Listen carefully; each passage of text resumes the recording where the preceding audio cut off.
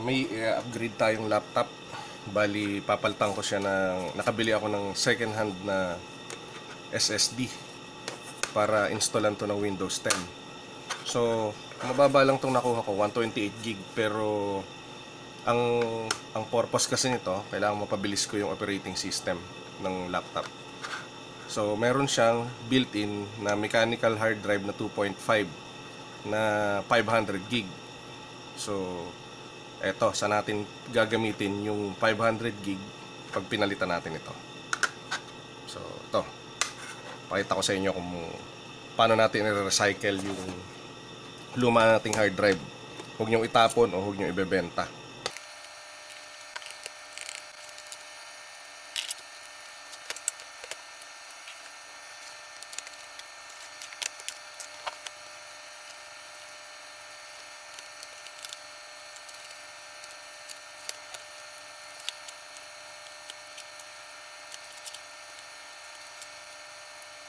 Ito na yung mechanical hard drive natin.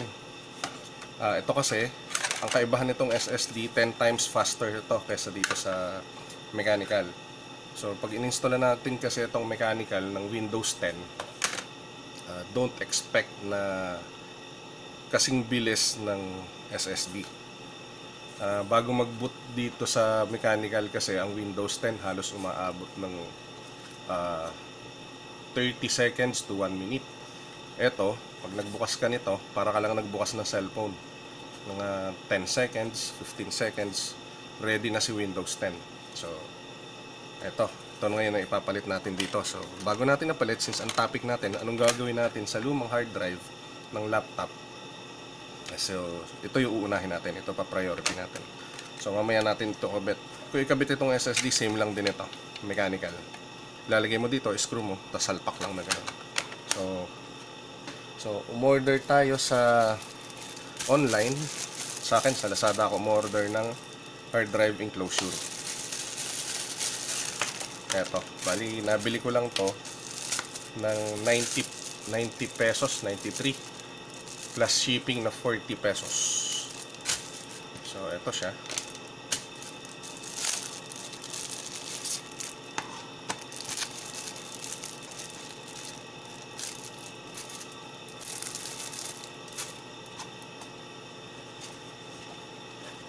Lagay natin to.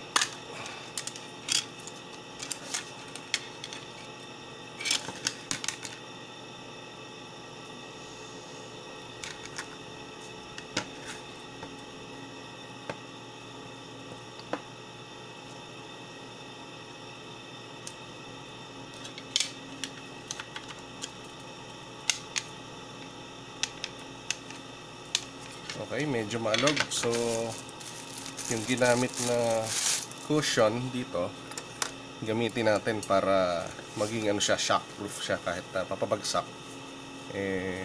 Medyo safe do sa hard drive.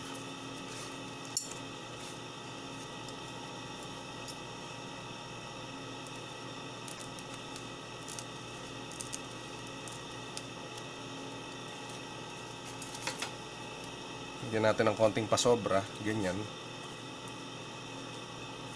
Then, sampak natin.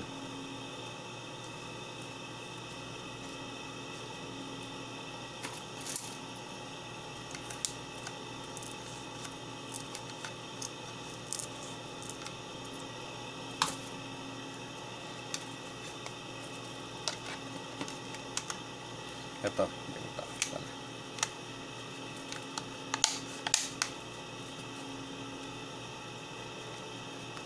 Okay, wala na siyang alog. Then, saksak na natin sa sana gumagana.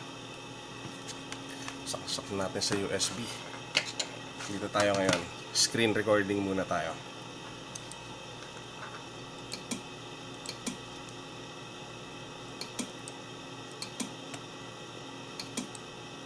Ito na siya. Acer yung hard drive. So, na-format ko na kasi to bago ko siya kinalas.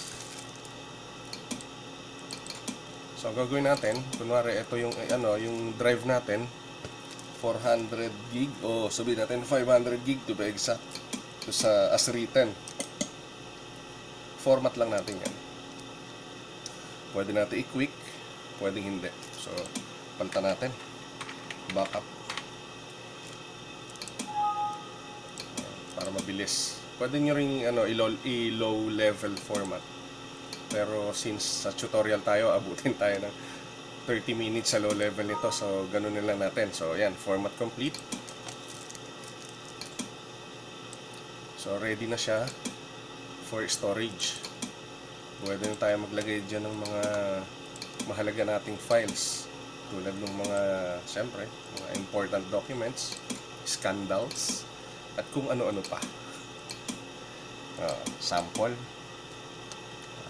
Eto. Try natin itong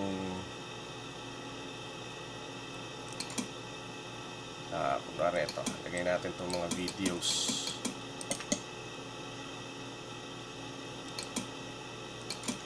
Lagay sa D. So yun. Meron na tayong enclosure. Pwede natin paglagyan ng mga files natin. Ayos naman. Medyo mabilis yung sakto lang din yung transfer rate.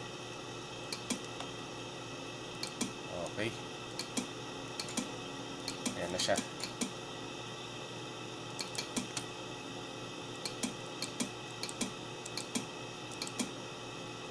Videos.